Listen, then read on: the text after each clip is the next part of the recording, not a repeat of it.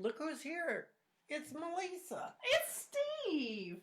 And hopefully you're here too. And it's you. Hi. And hi, it's everybody. our radio listeners who are listening on the Crossover Radio app. You know, it's been a while since we've been doing this. It has. It has you indeed. know, one of the things that has been a big deal for us over the last couple of years has been practicing being grateful for the opportunity to do this. Right. And we wouldn't, if nobody listened, then we probably wouldn't still be doing this. So we want to thank everybody out there for taking a little time on your Wednesday morning to come and join us. We hope that what we share helps you out in your marriage and your relationships. Mm-hmm. And today, last week we talked about the sounds of silence, which you may, if you're in the older demographic, you may know as a Simon and Garfunkel song. Do you know how that song goes, by the way? Did you sing that song?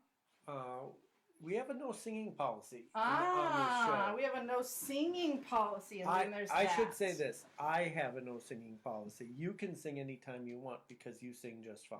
Okay. I sing, however, not fine, not good, not even close to good. So okay. Well, let's be honest. Everybody is not gifted at everything. I am gifted at many things. Singing is not. You are gifted at many, many things. Hey, look, there we are. Yeah, we're live on Facebook. It looks like we're wearing the same clothes on the computer that we are in real life. It's technology, people. You should try some. But go ahead. Finish what you were saying. I was going to say, last week we talked about Sounds of Silence, which is a great Simon and Garfunkel song, which I think my wife has even heard. Maybe. You probably have. Maybe, probably. Today... It's not high. Let's just say it's not high on my playlist of songs in rotation. Well, we're going to go even further down your playlist today. Maybe not even on my playlist. Can we just be honest about that? Okay. Keeping with our theme of songs in the key of life, which is an amazing Stevie Wonder album, if you don't I don't know get that the song reference. either. I don't get that reference either. We're going to talk about my all-time 100% favorite Ozzy Osbourne song today. Okay. Okay, I couldn't pick out you couldn't pick out one any Ozzy Osbourne songs. Okay. He's married to Sharon Osbourne, and they have some kids, and they did an Osbourne show. They did an Osbourne show, and Sharon was a judge on America's Got Talent. And also, wasn't she part of a women's talk show? Yeah, the Chew or the something Talk like that. Yeah. or the Chat or the... Not The View. It's one of the other ones that aren't The View. Okay, so here's my great wealth of knowledge about Ozzy Osbourne. I think, but I'm not sure. He has crazy hair. Usually. His wife generally has a vibrant color of hair. Yes. And I think that they have a daughter and a son.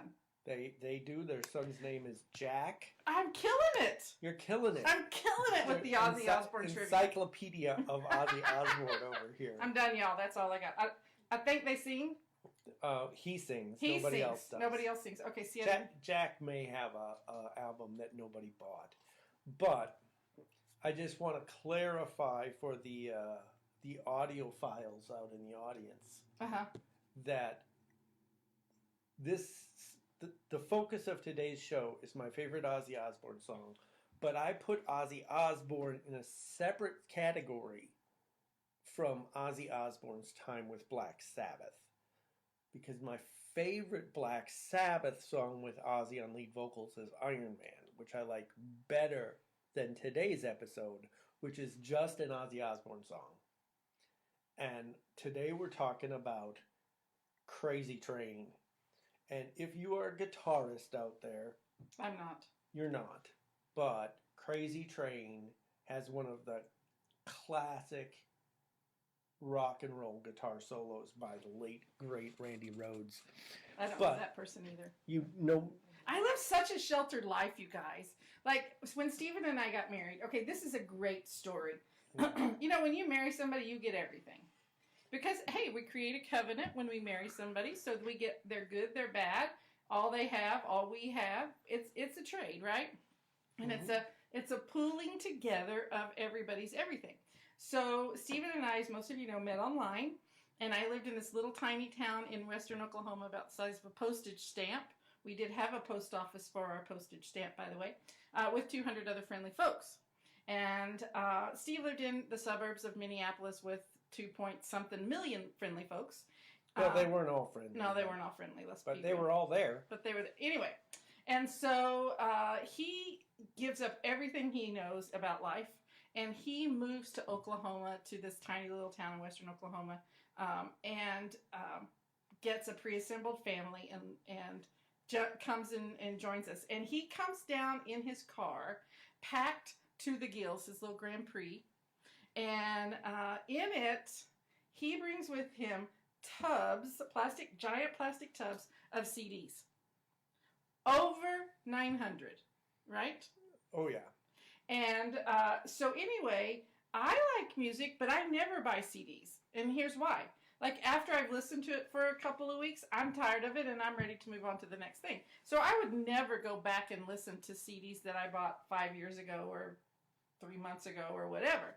He would go back and listen to CDs. Was some of the very first CDs he bought. But one of the things we discovered about our musical preferences, right, is that here's Steve's circle, and here's Melisa's circle, and there's this tiny little overlap between the two circles. If you did a Venn diagram of our musical tastes, the shared area is very small. Ozzy Osbourne would not be in the shared area of our Venn diagram of musical tastes. But one of the things that brought this song to mind when I was working on this is the fact that marriages get caught in these vicious cycles where you keep doing the same thing over and over. You have the same fights. You get mad at the same stuff. There's the same come on, y'all know that's true. Petty inconsiderations. You know, the hashed over stereotype is the man leaving the toilet seat up. But you know what? The only reason that people talk about that is because it's happening in households all over America. You know, and you guys you buy each other tickets to the crazy train in your marriage, and then you can't figure out why things don't get better. And so you're each carrying around your own crazy train ticket, and something happens, and you're like, yes, punch that sucker, I'm getting on board. Yeah. And then you go down the road. You know, and here's the thing, is the crazy train drives in a big loop, and it stops right where you started. So getting on the crazy train hasn't gained you anything. Right. And here's the thing about the crazy train, right? It's a lot like how we buy groceries. The truth is, we buy about the same 20 things all the time, right?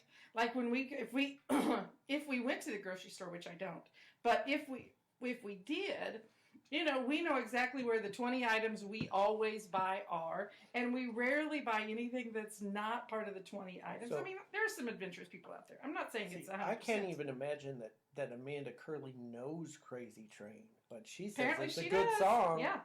So, but anyway, so we buy the same 20 items in the grocery store pretty consistently. And it's the same way with thoughts, belief patterns, conflicts. In our relationship, it's usually about the same 4 or 5 things over and over and over and over and over and over and over and over again.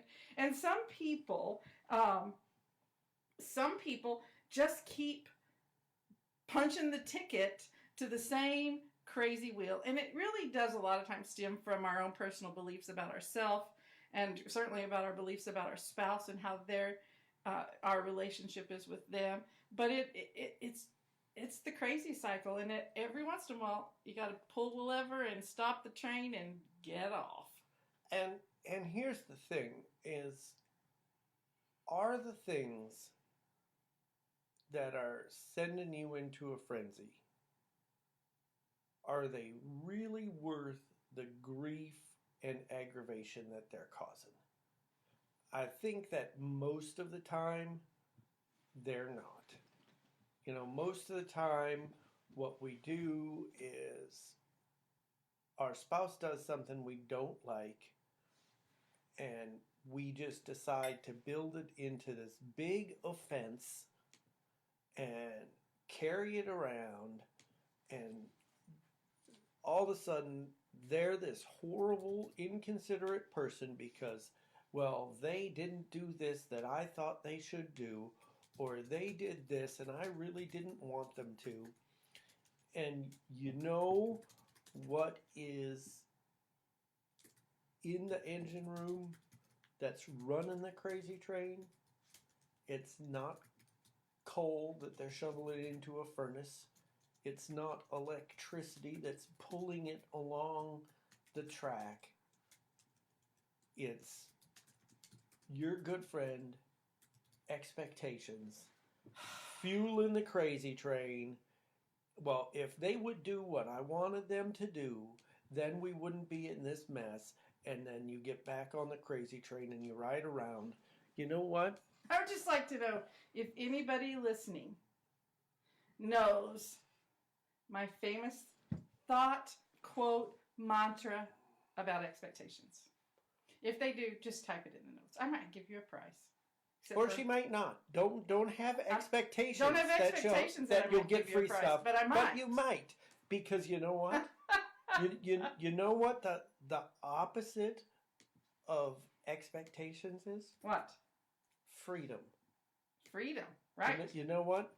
Melisa, my wife, is free to be Melisa. Oh, Julie's wrong.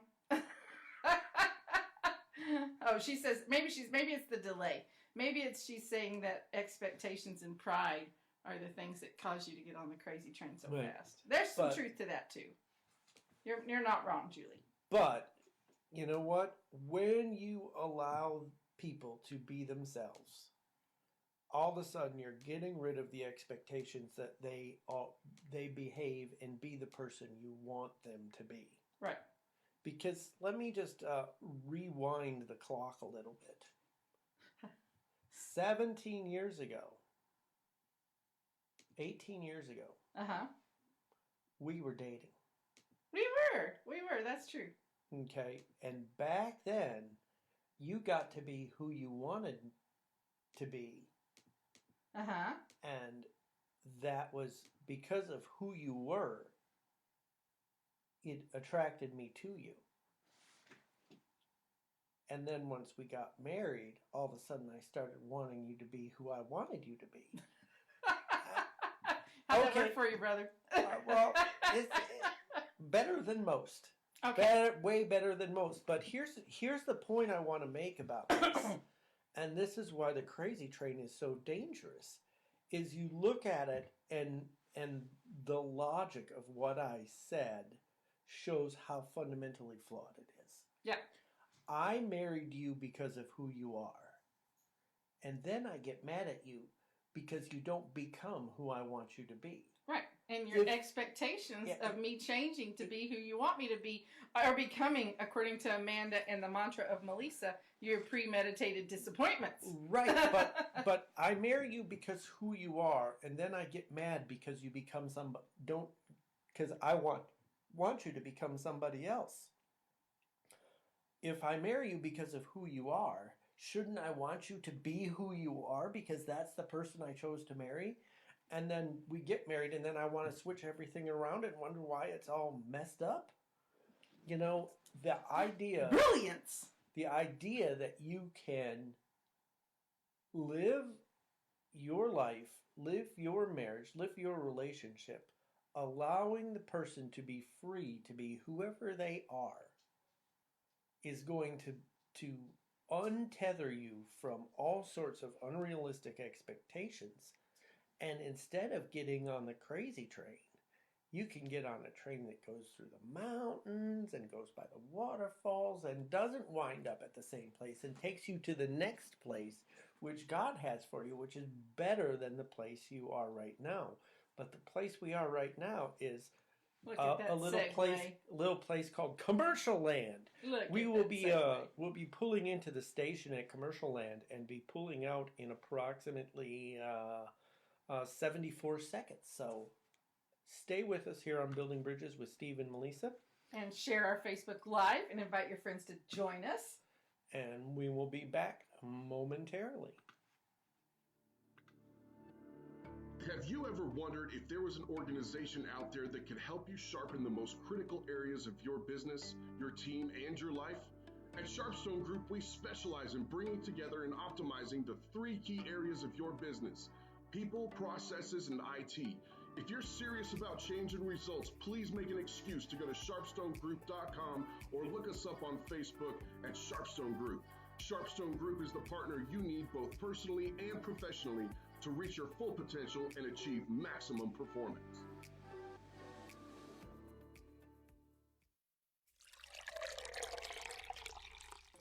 Ah, do you hear that? That means the start of a good day in my household. If I don't have that first cup to begin my morning, then I'm guaranteed my day is going to be a struggle. And nobody makes better coffee than Grounds for Compassion coffee. It's coffee with conviction. So head on over to their website, g4c.coffee, that's G4c.coffee, or give them a call at 405-603-1902 to get your own cup of Get Up and Go. And see how easy that was? Wow, that was fast. In just 74 seconds, if my math was right. And we're back here on Building Bridges with Steve and Melisa. Today we are talking about riding the crazy train in your relationship and how it gets started and how it gets going and how it doesn't really accomplish much at all except make you crazy and make your marriage stressed. Let's talk about let's talk about some of the places that the crazy train stops and allows people to punch their tickets and get on board, right? What would you say, Mr. Zimmerman, if I said, what is our most frequent boarding port for the crazy train? I would say you and I's marriage is so spectacular that we never get on the crazy train because I don't want you to get mad and get on the crazy train. You're looking at me like, that never happens. No, we get one of us gets upset over something. It might not even have anything to do with the person, the other one of us. And then the other one tries to fix it and doesn't. And can't. And the harder they try, the more frustrated they get. And before, what happens is, say Melisa is upset over something. And I bring her some coffee, and I offer to rub her feet, and I turn on a Hallmark movie, and I drive all the way to Hertz Donuts and come back with a maple bacon long john or 5, and she's still sad. I don't eat all 5, by the way, y'all. No, we share them. We share them. But anyway. And she's still sad. And then I get like, well, what can I do? I'm trying everything. I've been doing all these nice things for you, and you're not responding appropriately. And then before you know it, I'm upset, and she senses that I'm upset. And now, instead of just being upset over the original thing, now she's upset that I'm upset, and I'm upset that she's upset, and off we go. We all of a sudden we're both upset, and any little thing is a reason for us to get mad at each other when the whole thing started without involving either one of us. Well, and the whole thing started out of the goodness of the heart of somebody who wanted to make the other person feel better. And that's our particular crazy train. Yeah, and so we don't do that so much anymore. We now give each other the freedom to process their emotions however they need to. And that was a big thing for us. For a lot of years. But for a lot of years, we punched our ticket at that stop on the crazy train all the time. And it was like nobody had, in our house, theoretically, nobody had the freedom to be upset about anything. Nobody had the freedom to be, to process through their emotions. And if they were, they better stop the second the other one tried something to make them feel better. Yeah. Otherwise, they were not honoring of the thoughtfulness and service of the other one. And this is not a one-way street. This happened both ways, and it happened literally for so many times. Over a decade. And the thing is, there are couples that have the same fight over and over for years. And how insane is that? Have the fight and either let it go, dole out some forgiveness, and move on, or have the fight, be reasonable human beings, find a solution, and move on. Either way, you don't have to be carrying the same junk around. You don't have to take the train all the way around the mountain and then wind up in the same place. You know, that's so funny because, you know, the children of Israel were on like an 11-day journey from Egypt to the promised land or whatever it was.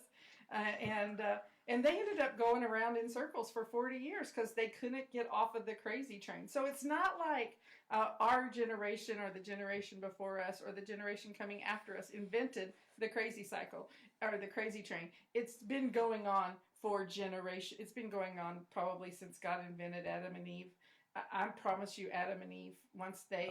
I can tell you something. They were probably fine until they ate from the fruit from the tree of good and of evil, the knowledge of good and evil, and probably from then, that's exactly when the crazy train started, because they probably got into a fight about if you hadn't have, you know, Eve said, if you'd have been the leader of the household like you were supposed to be, you would have been here to protect me from the serpent. And Adam would have said, if you would have been respectful and honoring and not submitted to somebody else's authority, we wouldn't be in this. And can you just see how the crazy circle started? The worst part of that whole story is after they eat the apple. It's not an apple, it's a fruit. After they eat the fruit.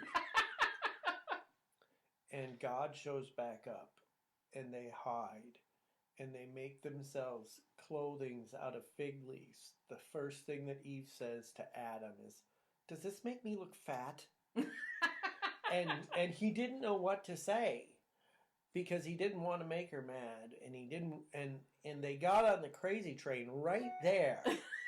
It's in like, what is it, Genesis chapter 5 or something, Chapter 1, Jesus, verse 5. God is barely up from his nap on the seventh day. And all they're busy on all the of a sudden train. they're on the crazy train, and it's gone on for eons since then, which is, you know, unfortunate. But it's something that we have to, that's been around and we've been dealing with, but we don't have to. There are ways out. You know, this wacky thing called forgiveness does wonders in a relationship. You know, and yet it's something people struggle with so much in relationships. Well, I can't tell you how many in our practice, how many people I hear say, "I just can't forgive X, Y, or Z. I just can't get over this. I just can't get over it." Okay, well, let me just throw this out at you. You're married to a wonderful yet flawed person, and they've screwed up. Okay, go back to take your wife, for instance. She's made some mistakes. Maybe big ones. Yep. Maybe some monsters. Okay, then take a look at your mother-in-law. Oh, how did the mother-in-law get into this picture? I'm telling you. Bear with That me. was a left turn I didn't see coming. Bear with me. I got a point I'm making here. Go for it, brother. Okay? Your mother-in-law, maybe not nearly as wonderful as your wife. She's made some mistakes. My mother-in-law was better than your mother-in-law was better than your wife. My mother-in-law was pretty great. I didn't get very much time with her, but all of my family will attest to how awesome my mother-in-law was. That's true. So, June Morrow, if you're listening in heaven, we think you're great.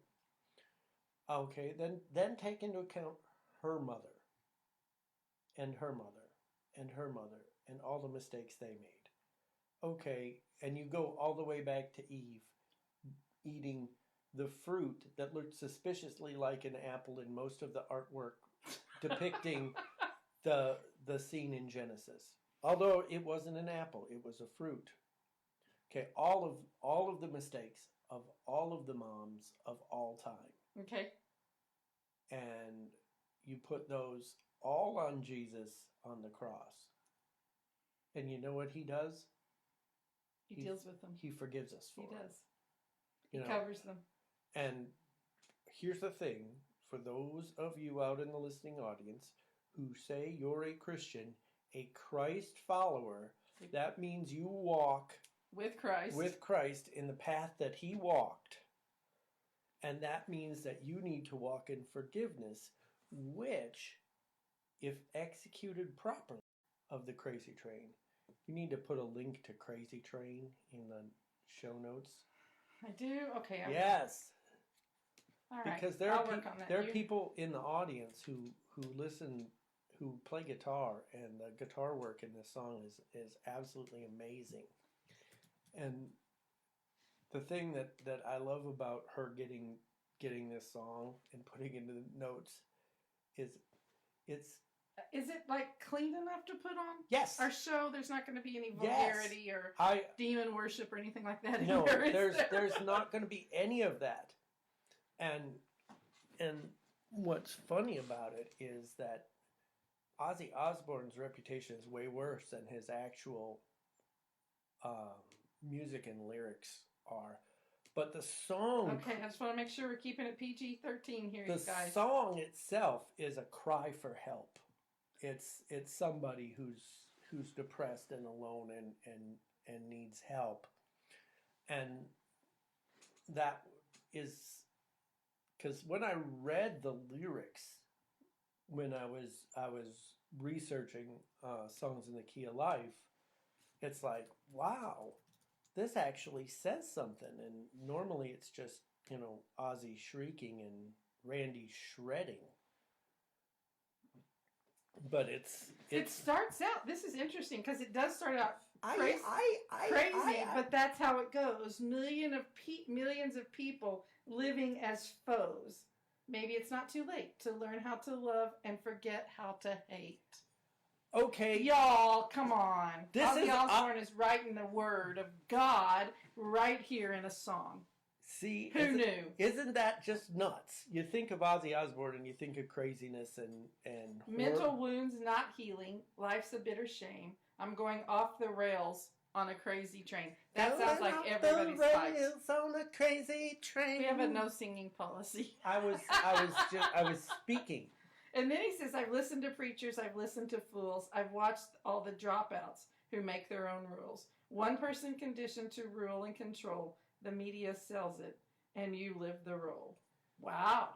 This is a long time ago, and you wonder just how prescient that is today.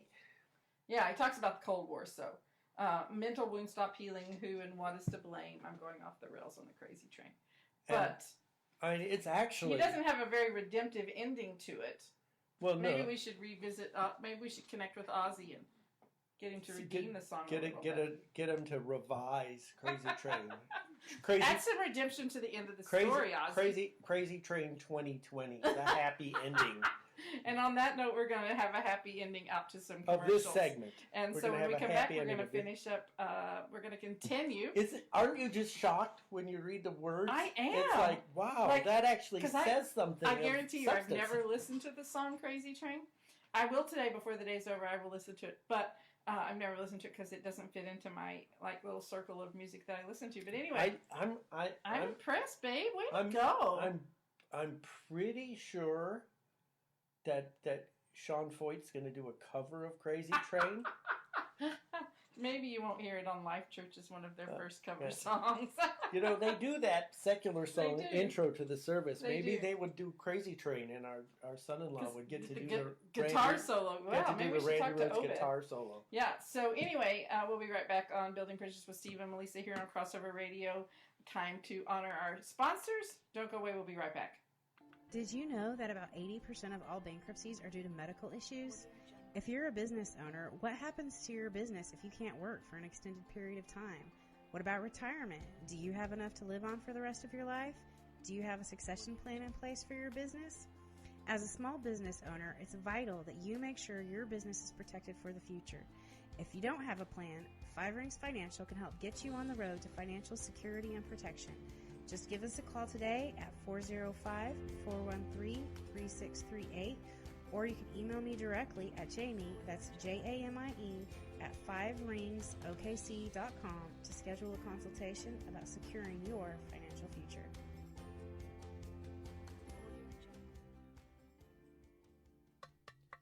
Neuro Renovations is a faith-based chiropractic office that specializes in treating warriors, yet it's gentle enough for your kids. They work at freeing the nervous system so it can send full signal to the body. Their treatment is tailored specifically for your needs rather than putting people into a mold. Call or stop by for new patient specials and mention Crossover Radio for an extra 10% off. You can call Neuro Renovations at 405-200-1931, or you can stop by the office at 13325 North MacArthur Boulevard in Oklahoma City. And how's your coffee? It's cold. It's cold? Yeah, but it's fine. Do you need me to go get you a bump to warm it up? Maybe on the next commercial break I'll get hot coffee.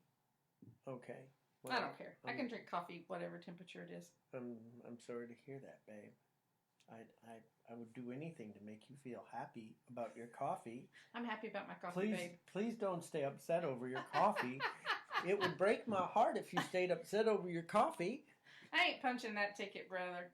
See, and that it would be something as lame as that, and it would just start. That was our crazy train that we got on and off and on again and off again and on again for a dozen years, easy. Let's talk about a different location, a different boarding station for the Crazy Train, where people are frequently punching their tickets to the Crazy Train. And I'm going to speak to wives. I'm punching the ticket. All right. I'm going to speak to wives in this section. How many times can I do that can before you please get not do really that? annoyed? Actually, it kind of hurt a little. I'm sorry. I'm delicate. I'm sorry.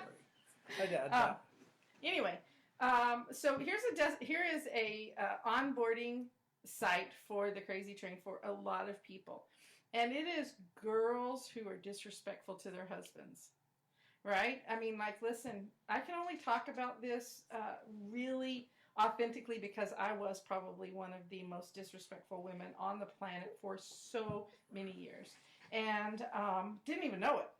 Geez, I thought I was fine. I knew sometimes I was kind of, hateful or whatever, but I didn't really understand the magnitude of my disrespect for many years of my life, and it was one of the biggest areas of fault that I had in my first marriage, and it wasn't okay. In fact, I had to go back to my husband and repent for being such a disrespectful person. And shortly after I married Steve, God loved him so incredibly much. Not that he didn't love Mark that much, but just he loved Steve so much that God brought into my life several men who would help me learn how to be more respectful, and God moved in my heart that was something that was super important to me, and because I wanted to be more than anything, I wanted to be who God wanted me to be, and I wanted to be the wife that God asked us to be according to His Word, and so I picked up this whole concept of disrespectfulness.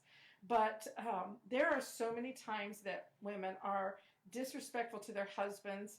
And here's the problem with that is every man on the planet can spot a disrespectful woman from a zillion miles away. and every woman can't see it.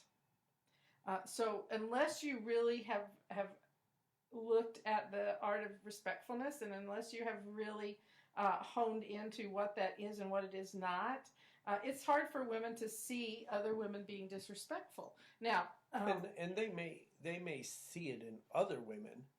I think they have a hard time seeing it even in other women. But they don't see it in themselves. If you look at shows, any show that starts with Real Housewives, go watch it. You'll figure out really fast what disrespect looks like. they recognize flaws in the other one. They recognize somebody's being catty or somebody's being disrespectful, and they'll call them out and they'll snap their fingers and bob their heads and say to their friends how awful that person is. Which is super funny because the very thing they're calling them out for is the very thing they're doing. Right, and what happens is because disrespect is so, or the lack of respect has such a profound impact on men, they can go from perfectly peaceful to full speed on the crazy train in short order if they are disrespectful. And it's something that is such a hot button issue.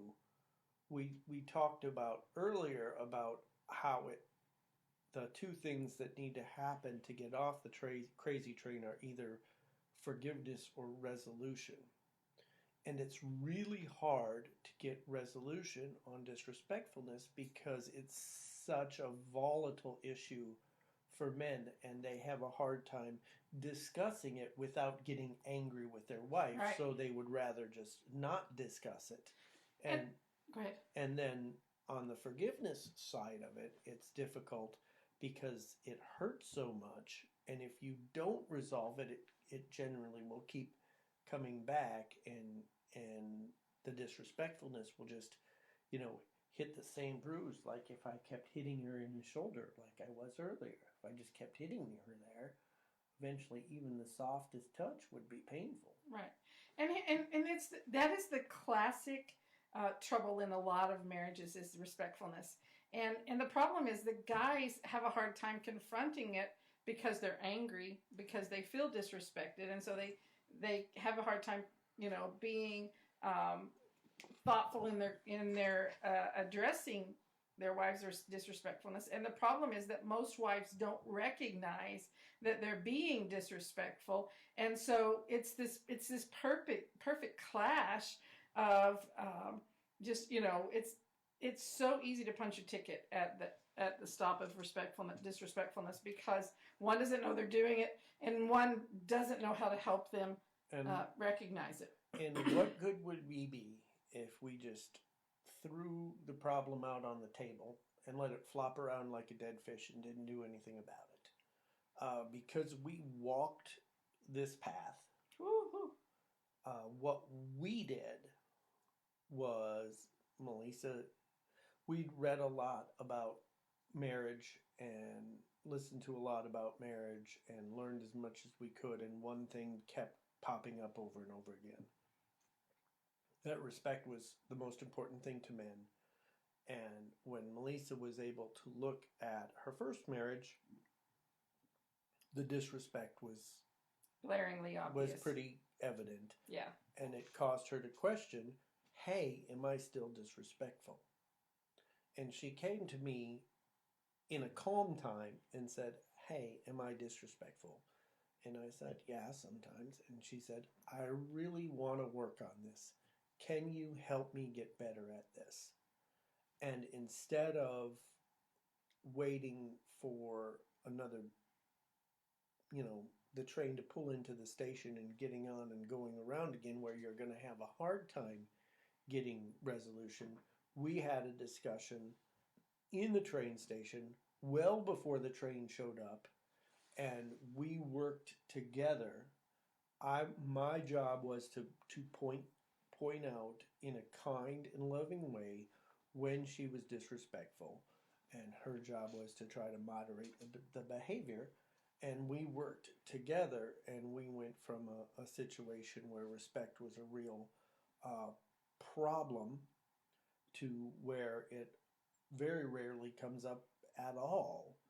And so that particular crazy train um, isn't running much in our marriage anymore because we took a proactive approach in a time of peace, recognized the problem, worked together to identify the problem and change the behavior. Yeah, that's good. And both of us were willing to do some things.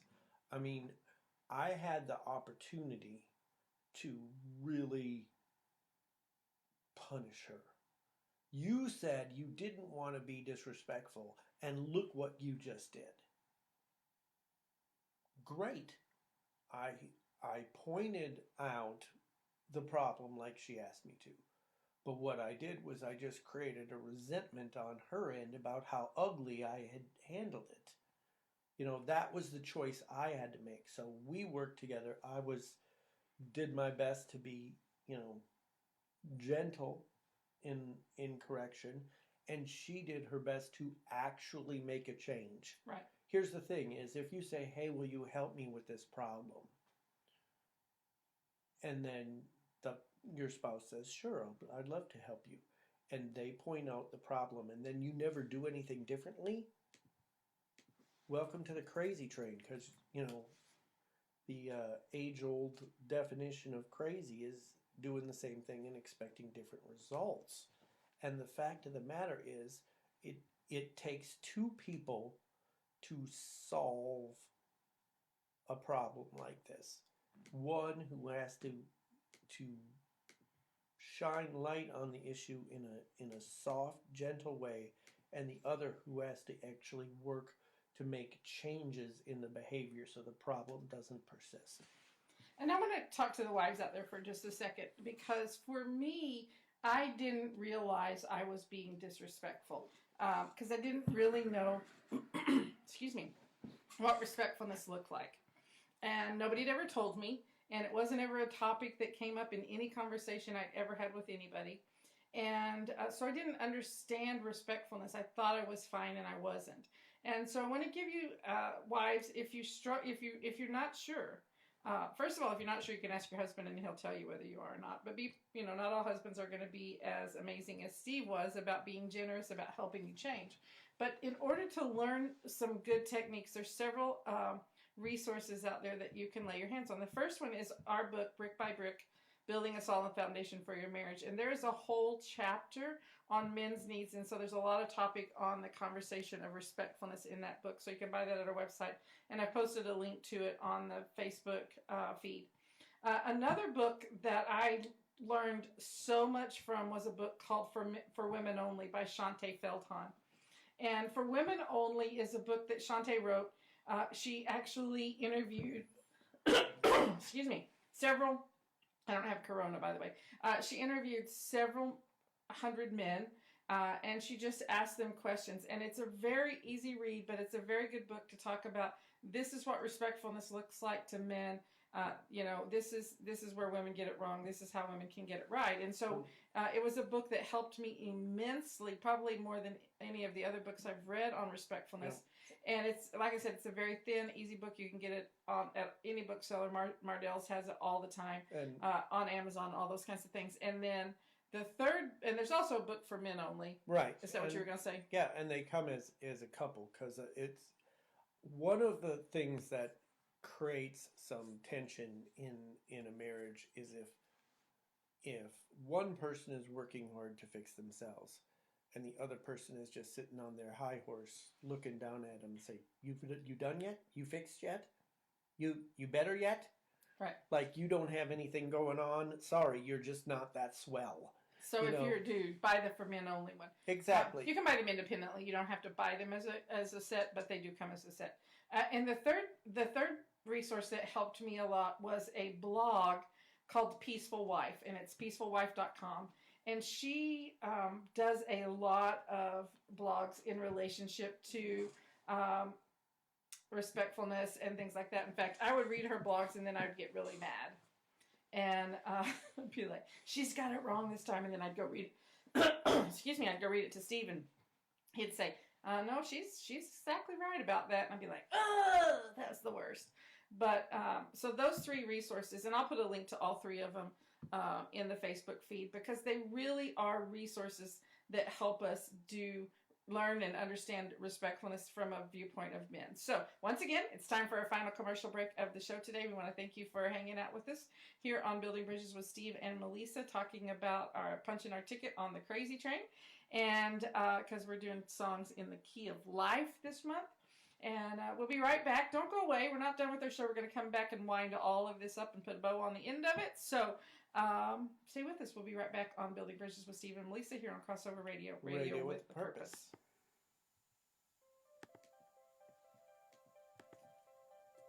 At Victory Church, our mission is to help people live, move, and be in the presence of God. Our service times are Sunday at 9 and 11 a.m. and Wednesdays at 7 p.m. We have 2 worship locations, 1515 North Kelly in Edmond and 4300 North MacArthur in War Acres. For more information, visit our website, victory.church, or call our church office at 405-787-4200. Come to Victory Church, where all are welcome.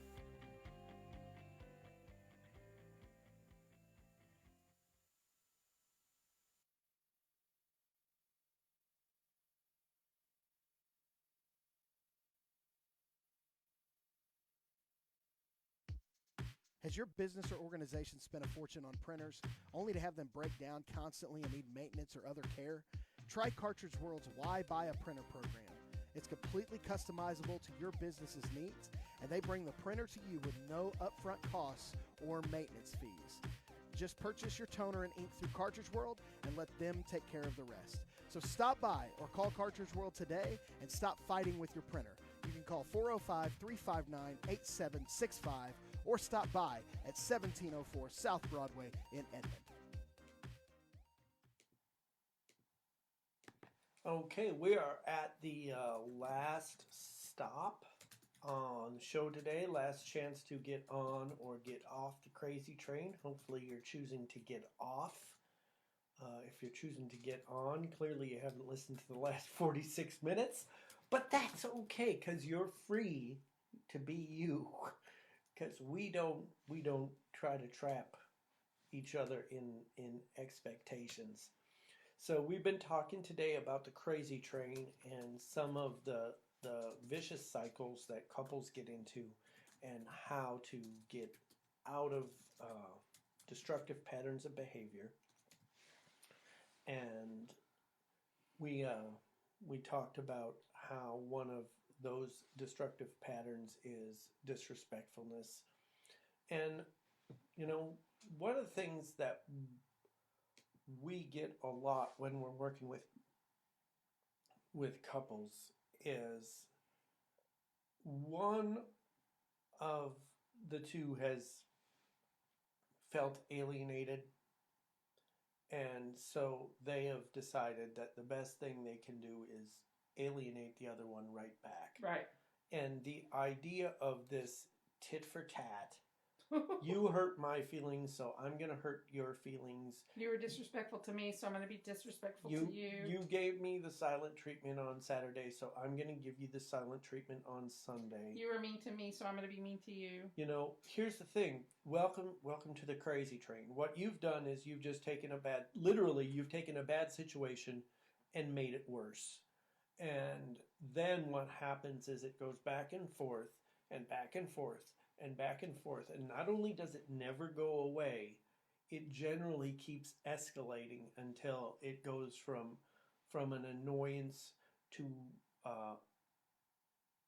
anger to a full-blown fight to a separation to a divorce. And one of the things is this whole tit-for-tat mentality is completely destructive to a relationship. It never works. It's not, oh, well, my wife was silent to me all last night. I must have done something wrong. Let me self-reflect and see what I can do to correct the situation so this doesn't happen to me again. That doesn't happen. It's not reality. You know what? There's this whole thing in the Bible. You've heard of the Bible, right? I have. It's a really thick. It's one of my favorite things. Thick book, lots of pages. You know, this whole turning the other cheek thing, it's gotten a lot of press over the last 2,000 years. Pretty popular. You know, instead of tatting her, Never mind. instead of responding in kind, That was about to go south. and the people out there are going to be like, They figured it out. what are they laughing at so much? They got it. If they- they've been watching, they've got it. If they had the Facebook Live on and they didn't have the volume up, and all of a sudden they see you throwing your head back and laughing at this, like, what did I miss? They're gonna have to rewind it and play it. But the idea is that bad behavior responded to with bad behavior only leads to worse behavior. Bad behavior responded to with forgiveness or good behavior mitigates the bad behavior. Yeah, that's true. And it was Christ who said, hey, you need to handle it this way. Right. If they need your shirt, give them your coat as well. Right. You know, and it's so funny because a lot of couples and really a lot of couples we work with have some pretty foundational Christianity, and some of them have advanced Christianity, and yet somehow their marriage is not operating in the principles of forgiveness and turning the other cheek. And this is letters in red stuff. This is not just, Paul giving advice. This is straight from Jesus himself. And I would say that it's interesting because 99% of the problem in marriage, I'm going to go way out on a limb on this one, is always, 99% of the problem is based in selfishness, right? Conflict, yeah, I did, I saw it. Conflict are rooted in selfishness. Respect is rooted in selfishness. Or lack of it. Expectations are rooted in selfishness. Respect is not rooted in the lack of selfishness. It's rooted in selfishness. No, the lack of respect is rooted in selfishness. True that. I thought you were saying the lack of selfishness. No, I was like, the lack of respect says I get to treat you how I want to treat you, regardless of how you should be treated. And if you do the math on that statement, that's 2 I's versus 1 you, and that is more I than you, and that's not going to lead to a healthy relationship. And it's so pervasive in our lives. I mean, it starts when we're small children. I mean, literally most children's first word is mine. We like to think it's mom or dad, but really it's mine. Especially me, my. We talked about this in the conference we just did last weekend, or the weekend before last. Was it last weekend? Last weekend. Yeah. And we said, how many prayers do you pray? When was the last time you prayed a prayer that didn't include the words me, my, or I?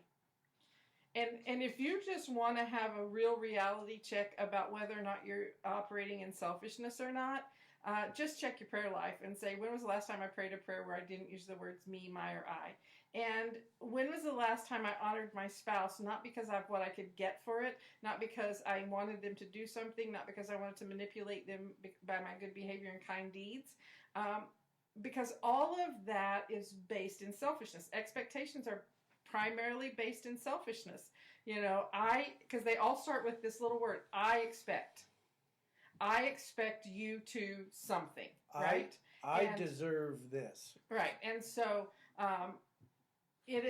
selfishness is probably the absolute most detrimental thing to any marriage ever on the planet. Jesus did not call us to be selfish. He called us to be selfless. And if we consider ourselves to be Christ followers, whether we don't consider ourselves to be Christ followers, we are still only good in our marriage to the point that we choose to be selfless. We choose to give rather than take. We choose to sow rather than reap. When we choose the other person before ourselves, God honors that every single time. He honors it. Now, you might not, let's go back to sowing and reaping. Like, you don't sow a seed today and reap a harvest tomorrow. And you don't sow a seed today and decide your seed is dead because you don't see any plants coming up out of the ground tomorrow. It takes some time to harvest those seeds. But if you think about this, if you plant an apple tree and you allow the time to pass and you eventually get apples, you're going to have an apple harvest every year for generations to come. And that's the same thing when we decide that we're going to uproot the bitter root of selfishness and allow selflessness to thrive. You know, one of the things that is essential in a healthy, growing marriage is the ability to ask your spouse, what do you need? You know, go back to my theory about the math. What do you need is a question that has one you and no me, my, or I. And what that does is a question that pours into the other person and asks nothing in return. And if you can get into the habit of doing that, of living life out of pouring into the other and asking nothing in return, what happens that are half filled. And you take turns pouring it into each other, and because they're both half filled, the water never spills over and gets wasted, but no one is ever empty because it's going back and forth, giving to one another, sowing into each other, helping each other, seeking their needs before your own. And what that does is it creates a atmosphere of unselfishness and an atmosphere of seeking the other person's needs first. And that, if you go back, you know, it's funny because Jason made a crack about Rewind. What are we watching? VHS? Well, if you've got your wedding movie on VHS and still have a functioning VHS player, which we do, because we hooked it up to watch baby movies the other day, go back. Listen to your wedding vows. Listen to what you told the other person you were going to do. And do it. Actually, and do it. Do it. If you've got it on digital form, you can still go back and find your vows. If you wrote them on paper and put them in a scrapbook or photo album, go back to your vows. This is what you promised the other person you would do. Right. And you know what? What's funny is we probably can't even understand our vows to each other on our wedding film because it was outdoors and it was windy. Mm-hmm. So our vows probably sound like... Because, oddly enough, Oklahoma in summer, the wind comes sweeping down the plain. Right. So, but this is the big challenge I'm throwing down to everybody out there. You know what? If you are on the crazy train in your marriage and you are not sure how you got there and you are not entirely sure how to get off, I would suggest you do two things. I would suggest you maybe look at getting some outside eyes on your relationship, and you can contact Bridge Builder Marriage Ministry. We'll be happy to do that with you, help you get off the crazy train. And the other thing is go back to the beginning. Go back to your wedding and look at what you promised the other one and say, okay, am I doing these things? Am I doing these things that I promised in front of family, friends, and God? Right. Am I doing those things? And if you start doing those things, your marriage is bound to get better. So, hey, we want to thank you for hanging out with us today here on Building Bridges with Steve and Melisa here on Crossover Radio. We have reached the end of our show, and so we must say goodbye until next week. Thank you for watching it. If you're watching it now, would you mind sharing our video, sharing the Facebook Live with your friends on Facebook? You can also download us, or you can go watch us on YouTube. You could share that link if you want to do that. It'll be up momentarily. And remember, we'll be back next week, 8 a.m. Central Standard Time here on Crossover Radio. Radio with a purpose. See you next week.